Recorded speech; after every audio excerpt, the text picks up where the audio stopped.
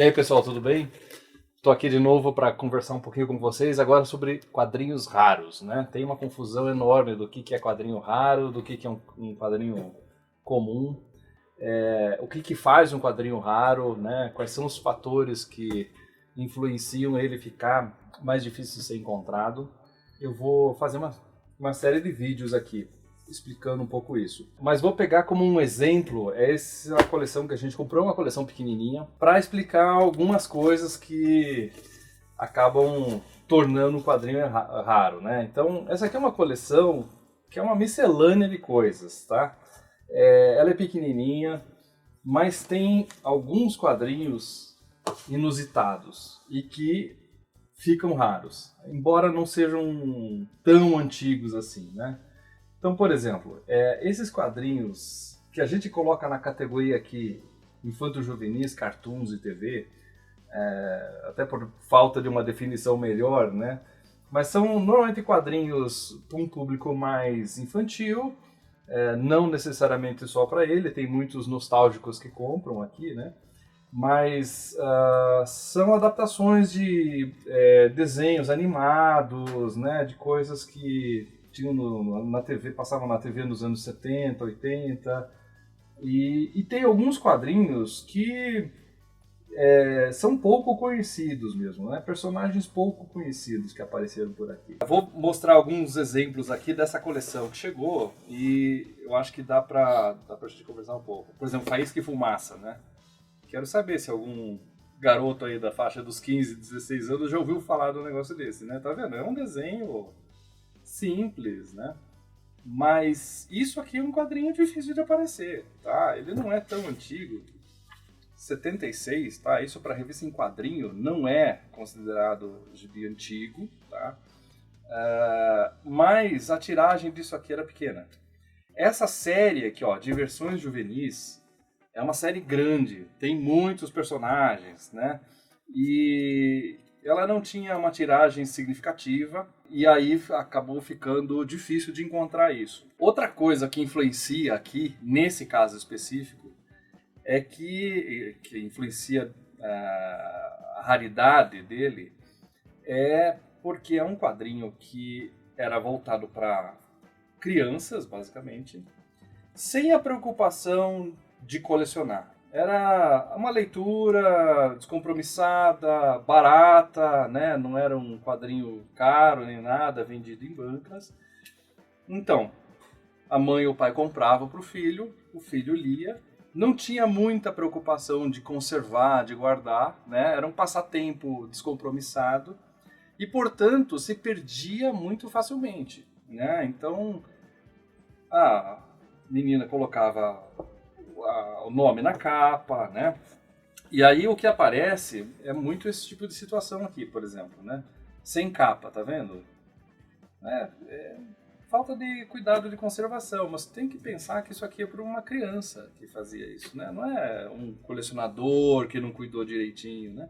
Tá vendo? Tá mal cuidado. Tem muito quadrinho assim, né? Que ele vai ficando bem estragado, né?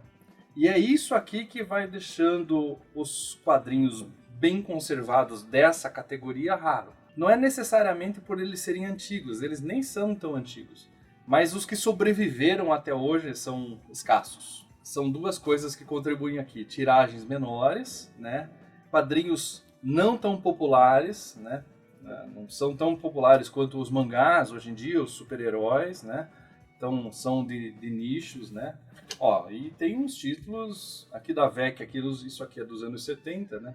Labareda. Quantos colecionadores já ouviram falar desse título, tá vendo? Ele não é tão antigo, mas para sobreviver nesse estado aqui, é um estado considerado bom, viu? Revista da Xuxa. A Xuxa é bem conhecida, né? Mas muita gente jamais imaginaria que ela tivesse uma revista em quadrinho, né? E tem. Essa aqui, por um acaso, é o número 1. Isso aqui, claro que ela ajudava a vender a revista em quadrinho, mas mesmo assim não tinha uma tiragem, uma venda tão grande nem nada, né? A menina comprava isso aqui, lia, né? Trocava com as amigas, tá certo? Não era uma coisa que ela ia lá, colecionava, colocava no plástico, não sei o quê. Então, os que sobreviveram até hoje, em 2019, são escassos, né? E há os colecionadores que curtem exatamente essa categoria aqui. Nós temos vários clientes que ficam atrás desse tipo de quadrinho. Aqui, ó, a Família Dinossauros, né? Foi uma série dos anos 80 super popular, né? Agora, nem todo mundo sabe que virou quadrinho também. Então, existia muito isso de adaptar séries de TV para os quadrinhos. Coisa que hoje não acontece mais muito, né? Eu nunca ouvi falar do Breaking Bad adaptado dos quadrinhos. Pode até ser que exista, né? Mas não é mais comum isso, o que era relativamente fácil, né? Esses quadrinhos da Hanna-Barbera, por exemplo, né, também ficaram bem escassos hoje em dia. E aqui tem um monte de personagens, né? Hoje menos conhecidos pelas gerações mais novas, né? Zé Colmeia, provavelmente pouca gente conhece, né? Tem que ter mais de 40 anos para saber quem é. Bionicão, tá vendo? É bem divertido. Scooby-Doo teve um filme mais recente, então o personagem ainda continua conhecido, né? Relativamente conhecido, tá? Mas esse tipo de material aqui, ó, tá vendo? Nesse estado de conservação, realmente é difícil de aparecer, tá? Ó, por um acaso tá chegando uma coleção aqui. Todo mundo conhece o Heróis da TV, aquela coleção formatinho da Editora Abril, né? Que era uma coletânea de uma série de personagens da Marvel, né?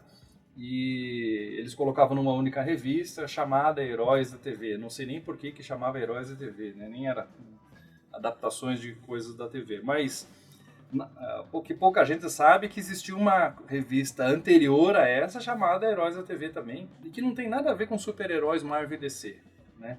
São quadrinhos basicamente adaptados da TV, né? De desenhos da TV, tá? E tem muita coisa legal aqui. Homem-Pássaro, tá vendo? Ó, também Scooby-Doo, né?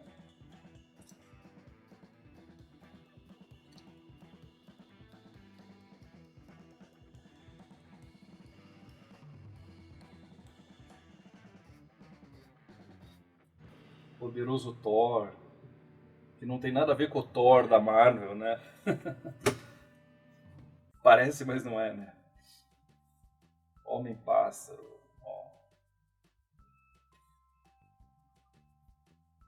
Esquilo Secreto. Corrida Maluca. Corrida Maluca era um quadrinho, um desenho icônico, né, nos anos 80, né? Era um desenho que parece que não acabava nunca, era uma corrida que nunca acabava. Vários dinossauros. Essa revista aqui é difícil, é rara. O que acontece muito é aparecer assim, ó, tá vendo? Rasgadinha, surrada, as lombadas já bem detonadinhas, né? Tá? Pensa de novo que é uma criança que lia isso aqui, que não tinha tanto cuidado, né? Os pais também não tinham essa preocupação, cuidado, um dia vai ficar raro. Não é um passatempo mais descompromissado, né? Tá certo? Então os que sobreviveram nesse estado aqui, ó, isso aqui você precisa considerar como estado de bom a ótimo, tá? Para essa categoria aqui, né? Se fosse uma revista de super-herói da Panini, isso aqui é considerado mau estado de conservação.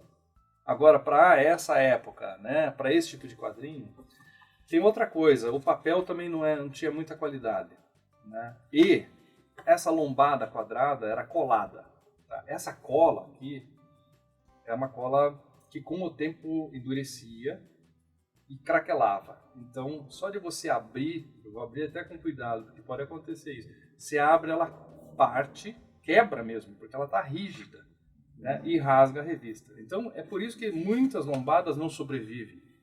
Tá? Elas acabam sendo estragadas. Essa aqui está excepcionalmente boa. Mas ela quebrava por causa disso. Tudo são coisas que contribuem para deixar alguma revista rara, tá? Então, o fato dela ser nesse formato, com esse tipo de papel, né? É um papel que está sujeito a amarelar muito, estragar muito facilmente. Ele vai ficando cada vez mais difícil. Você sabia que tinha Leandro e Leonardo em quadrinhos? Né? Veja que bizarro, né?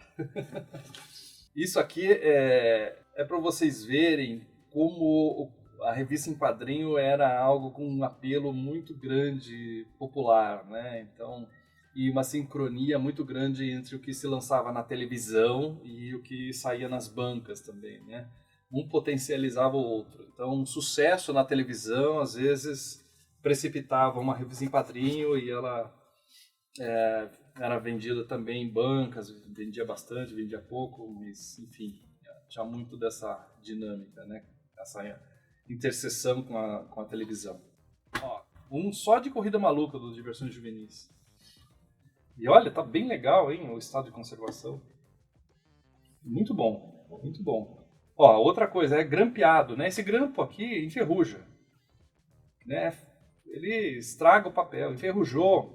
Eu já peguei muitos que ele tá partido, né? E afeta o papel. Então o papel rasga por conta do grampo enferrujado. Tá? Esse aqui tá ótimo, tá muito bom. Ó, mas vem assim também. E esse aqui é mais novo. Essa edição aqui é muito mais nova do que essa. Né? Ah, sem capa, né? Tem que descartar, infelizmente não tem como vender. Né? Vocês viram, ó, Scooby-Doo. Scooby-Doo saiu para um monte de editora, saiu por Abril, saiu por Cedibra. Ó, essa aqui é da Cedibra. Difícil. Cedibra fazia tiragens pequenas. Né? É uma editora de quadrinhos que não publicou tantos títulos assim, né? Acho que talvez o mais conhecido é o Calvin, né? O Calvin saiu... Acho que foi a primeira que trouxe o Calvin Haroldo para o Brasil, foi a Cedibra. Tem Asterix, né? Eles publicaram Asterix antes da Record. Ó, outro Corrida Maluca, aliás, eu acho que é o mesmo. Deixa eu ver. Tem 2 exemplares. Manja, esse aqui já é um almanaque, tá vendo? Esse aqui é uma lombada quadrada, esse aqui é grampeada. É a mesma série. Os dois é Diversões Juvenis apresenta. Tá vendo?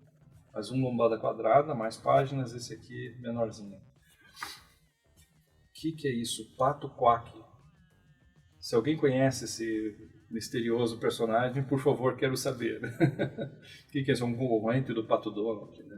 Tá, esse tipo de revista fica rara, é pouco conhecido. Às vezes, eu lembro quando saiu A Morte do Superman, lá na editora Abril. Então um monte de gente, vou comprar, vou guardar, vai ficar raro. Amigo, não vai ficar raro. Esse aí é um dos que não vai ficar raro. Embora a história seja importante, né, no universo DC, a tiragem que a Abril fez foi gigantesca. Vendeu muito. Então, assim, é fácil de encontrar. Não é esse tipo de material que vai ficar raro. Depois há muita republicação, né? A mesma história republicada várias vezes em capa dura, depois por outras editoras, né? Então, esse é difícil. Não é por aí que fica raro, né? O que fica raro são essas coisas muito diferentes. Vendeu pouco, saiu pouca coisa, né? A editora, a RGE, é uma editora grande. É uma editora muito importante na história dos quadrinhos. Mas esse título em específico, né? Pouca gente conhece. Ó, mais adaptações aqui de TV, tá vendo? Jambo e Ruivão, né? A galera com menos de 30 acho que nunca ouviu falar disso. Mas é bem divertido. Te garanto que é engraçado. E deve estar cheio de politicamente incorreto aqui, viu? Deve ser curioso reler uma história dessa aqui, né? Com o olhar de 2019, 2020, sabe? Ó, aqui tem uma estante inteira dessa categoria de cartoons e TV, né? E vendeu muita coisa em Black Friday, mas a gente já está repondo, né? E eu queria mostrar aqui, pô, tem um pouco mais de Scooby-Doo da Cedibra. Deixa eu ver o que a gente vai achar aqui, que eu acho que vale a pena. Ó, sabia que tem quadrinho do Super Mario? Tem adaptação do Super Mario. Né? Olha aí, ó. Soldado Valdemar, título pouquíssimo conhecido, né? Publicado pela VEC. Tá, isso quadrinho difícil de aparecer, viu? A VEC tinha muita coisa assim, ó, Tostão. São personagens ilustres desconhecidos hoje em dia, né? Ursinhos Carinhosos. Também eram uma série de TV, né? Ursinhos Carinhosos, um desenho na TV, né? Saiu o quadrinho. O que mais? Patrícia em Quadrinhos. Veja, ó, a editora Abril, hein? Veja quanta coisa diferente que já foi publicada. Gasparzinho, não sei, eu tenho a impressão que Gasparzinho já é mais conhecido, né? Mas saiu aqui pela VEC, saiu por outras editoras. Se não me engano, a Abril saiu também. E eu acho que saiu pela Cruzeiro. Saiu pela Cruzeiro, preciso confirmar. Olha, tem uma outra revista chamada Heróis da TV. Tem nada a ver com super-heróis da Marvel, nem tampouco com aquela série que eu mostrei lá agora há pouco, que era adaptações de desenho da TV, né? A Era dos Halo. Sim. Só que deve ser com certeza dos anos 80, que passou o Cometa Halley, vocês lembram disso? Saca-rolha. Era criativo, né? Uns nomes assim muito diferentes, né? Olha, Alceu e Dentinho, manja? Essas coisas muito legal. Biruteia e os monstrinhos. Cara, é muito engraçado, né? Saca-rolha. Abbott e Costela. Esse aqui não, esse aqui era uma série de TV, né? Preto e branco, se não me engano. E aí ia dar todos os quadrinhos, né? Era uma dupla de comediantes e tal. Acho que dos anos 60 isso aqui.